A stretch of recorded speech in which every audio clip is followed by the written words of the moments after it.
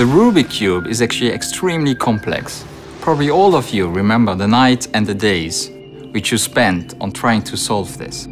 It's similar when we speak about the search for yields in the year 2014. Many colleagues and actually also clients do approach me and ask me how can they find a yield.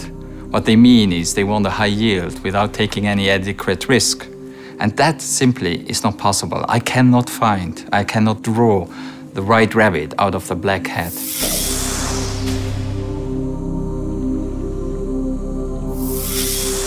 Yields are very low. And when we speak about yields being low, we don't speak about a framework of 10, 20, 30 years.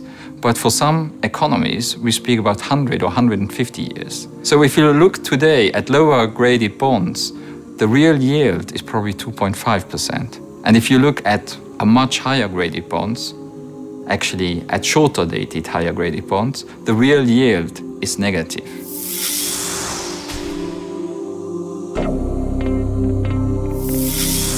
The issue today is that people don't make any more money. The key for us to remember, especially as a banker, is that investors 5 years ago received on an investment of 100,000 euro, 5,000 euro. And today, if everything is okay, they might receive 500 euros. So that is about 90% less.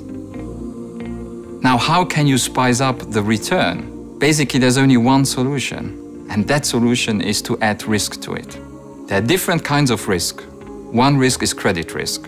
So I can add more credit risk to my investment, which means I invest in companies which are less solid. Probably I wouldn't have considered those companies 5 years ago. But today, in order to get some yield, I do consider them. Another kind of risk is duration.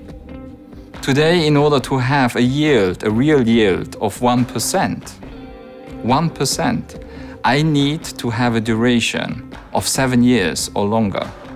And if we speak about a lack of yield in the euro currency, many clients approach me and tell me, hey, why shouldn't we invest in Turkish lira, where we get 6 to 8%? And again here, there's a macro risk, which is very hard to evaluate. And a slight change in the Turkish lira might cancel just any benefits you would expect. Last but not least, liquidity risk is a risk which is often not considered, but which is an important risk. Liquidity risk means you do not have access to your capital for days, weeks, months. Obviously, you are remunerated with a higher return. And if you look at housing, it's definitely an illiquid investment. So housing can go up or down.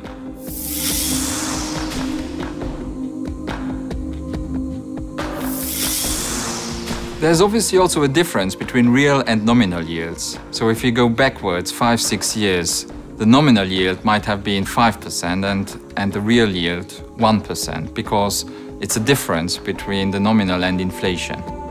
Now this is, however, not very important for many people, especially if we look, for example, at elderly people who invest in order to pop up their revenue. If you have a nominal yield of 5%, you receive 5,000 euros on 100,000 euros investment. If you have a 0.5 return on 100,000, you receive 500 euros. Now the difference is staggering. It's 90% less. So people today, compared to 5 years ago, in their retirement age, have to deal with 90% less of their investments. From that point of view, they do not really care so much about real and nominal yields.